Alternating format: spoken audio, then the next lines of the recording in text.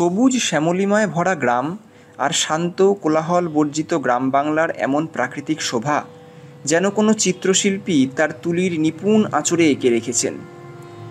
চিরায়ত বাংলার এমন সুন্দর পথ ধরে যেতে যেতে গেয়ে উঠতে ইচ্ছে করে, এ পথ যদি না শেষ হয়।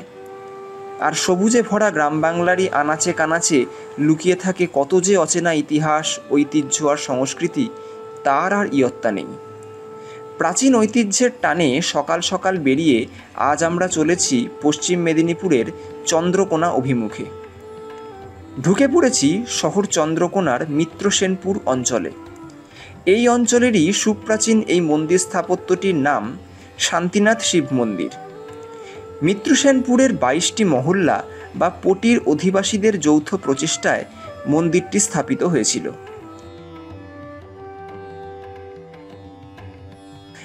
তাই স্থানীয় বাসিন্দাদের কাছে এটি 22 পটির মন্দির নামেও পরিচিত।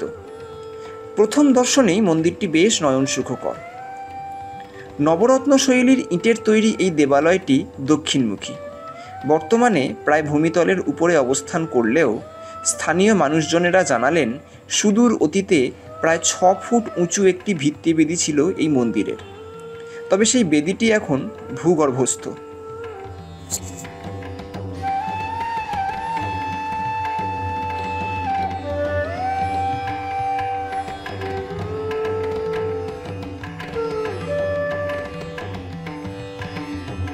রেখুদেউল রীতির রত্নগুলোর চালা অংশে পীর বিভাজন আর চালা থেকে নিচ পর্যন্ত অংশে রথ বিভাজন লক্ষ্য করা যায়। তবে একতলার 4টি চূড়া অষ্টকোণী হলেও কেন্দ্রীয় চূড়াসহ দোতলার চূড়া 4টি চারচালা রীতির।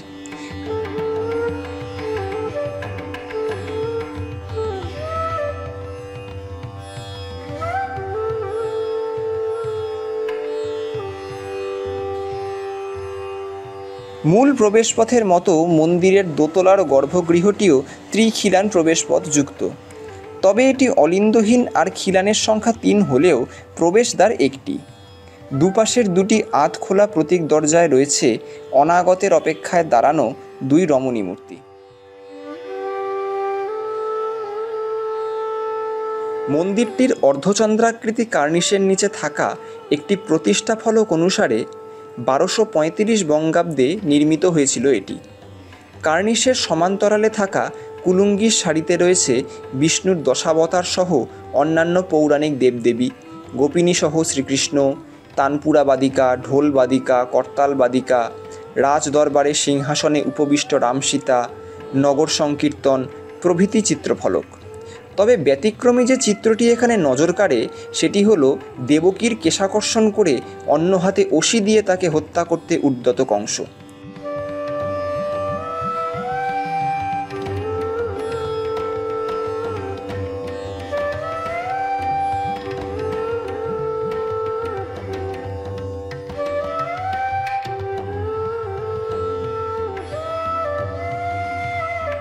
মূল প্রবেশপথের 3টি খিলানের উপর লক্ষ্য করা যায় যে সমস্ত মূর্তিফলক, সেগুলো হলো কর্ণ ও অর্জুনের যুদ্ধ, ভীমের সরসজ্জা এবং ভূমিতে তীর নিক্ষেপ করে অর্জুনের পানীয় জল উত্তোলন, শ্রীকৃষ্ণের মথুরাগমন, রাই রাজা, দানখণ্ড প্রভৃতি।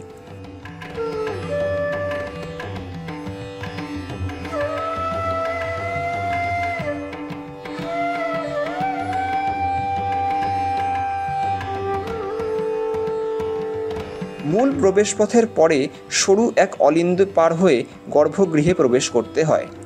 গর্ভগৃহের দরজার পাশে দাঁড়ানো শিবের 2 অনুচরের প্রাণবন্ত মূর্তি দুটি বেশ অভিনব।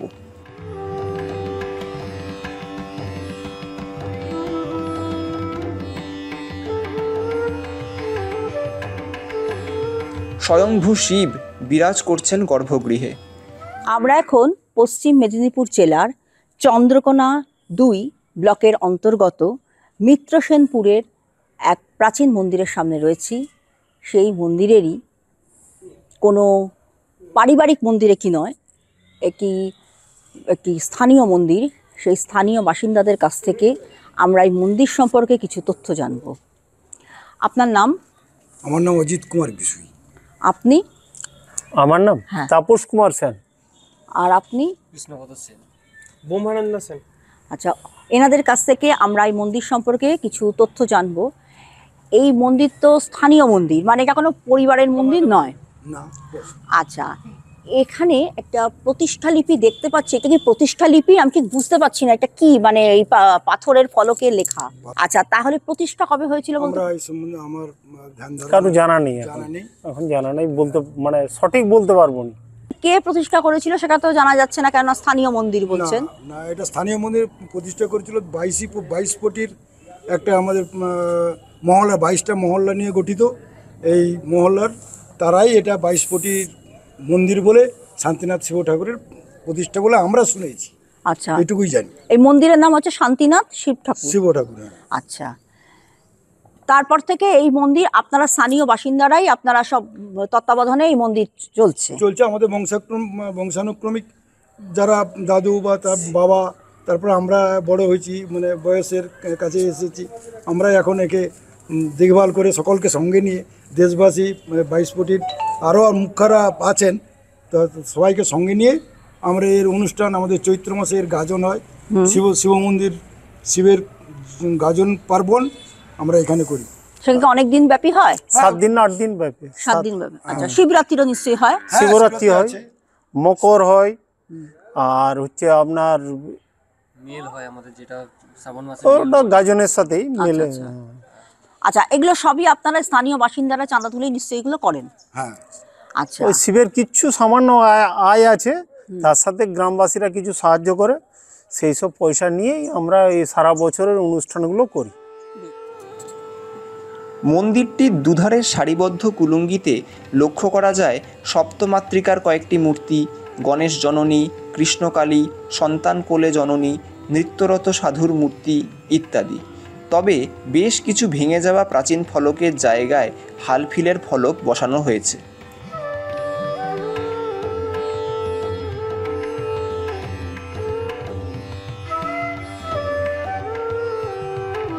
মানে এটা তো সংস্কার হয়েছে বোঝাই যাচ্ছে। তাহলে এই সংস্কারটা তো আপনি বললেন কত, 1235 না কত বললেন? 1235 সালে হয়েছিল। তারপর তার পরবর্তী পর্যায়ে আমাদের প্রণব মুখার্জি, প্রাক্তন রাষ্ট্রপতি, যোজনা কমিশনের চেয়ারম্যান ছিলেন উনি। বেশ, উনি একটা আর্কোলজি ডিপার্টমেন্ট থেকে উনি একটা টাকা অ্যালটমেন্ট করেছিলেন, বেশ। যেটা আমি শুনেছি বা পেপার তো আমরা দেখতে পাইনি, প্রায় 66,000 টাকা 1980 বা 81 সালে অ্যালটমেন্ট করেছিলেন।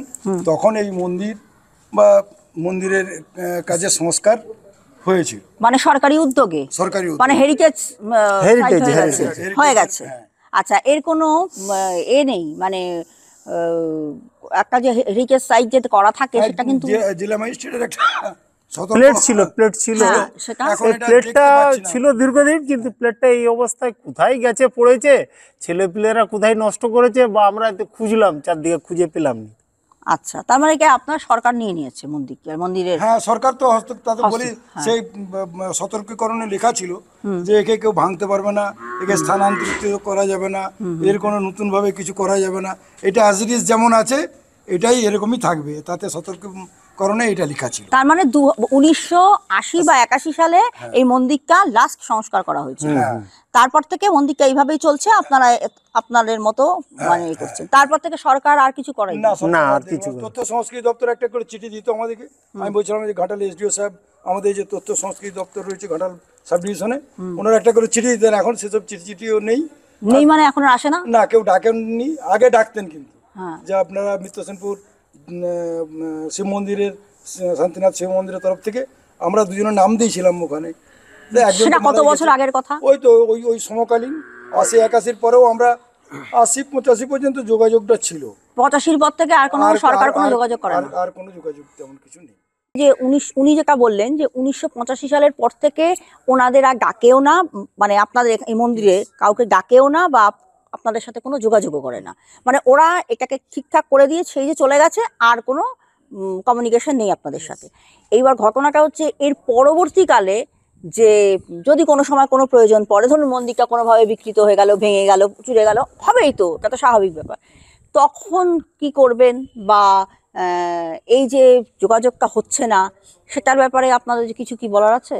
মানে যে কারণে এই মন্দিরটিকে সরকার কর্তৃক সংরক্ষিত করার ব্যবস্থা করা হয়েছিল, এখন তেমন তো শিবের তেমন মানে উপার্জনশীল তো কিছু তেমন কিছু ব্যবস্থাপনা নেই, যে জমি জায়গা অনেক কিছু ব্যবস্থাপনা দেবত্ব আছে। সম্পত্তি নেই। নেই, তেমন কিছু নেই।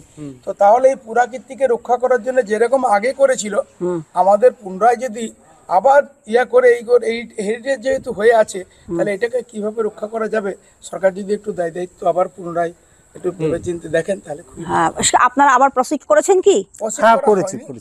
করেছি কয়েকবার করেছি, হ্যাঁ, একবার না। তখন থেকে ওরা কি রিপ্লাই দিয়েছে? রিপ্লাই কিছু দেয়নি, কিছুই রিপ্লাই বলেনি? না। হ্যাঁ না আমরা কিছু না। সাক্ষাৎ করেছি এমনকি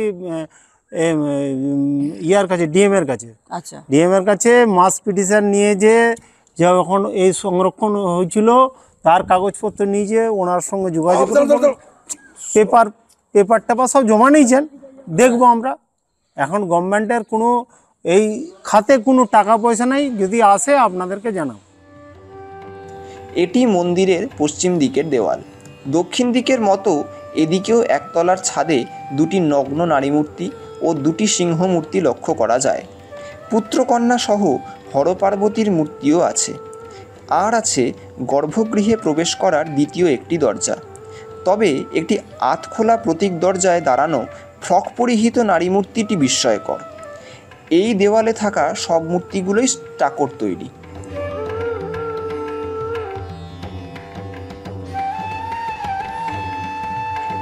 মন্দিরটি রাজ্য সরকার দ্বারা সংরক্ষিত হলেও বহু বছর সরকারের তরফে তেমন কোনো সংস্কার কাজ করা হয়নি।